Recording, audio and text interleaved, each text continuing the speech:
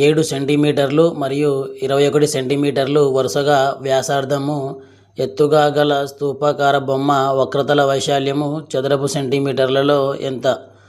So ఇక్కడ స్తూపం యొక్క వక్రతల వైశాల్యం కనుక్కోవాలి. సో స్తూపం యొక్క వక్రతల వైశాల్యము సూత్రము 2πr/h. 2 ఇంటూ పై అంటే 22/7 ఇంటూ r అంటే వ్యాసార్థము 7 సెంటీమీటర్లు ఇంటూ h అంటే ఎత్తు 21 సెంటీమీటర్లు. సో 7 7 క్యాన్సిల్ చేద్దాము. 2 ఇంటూ 22 44 ఇంటూ 21.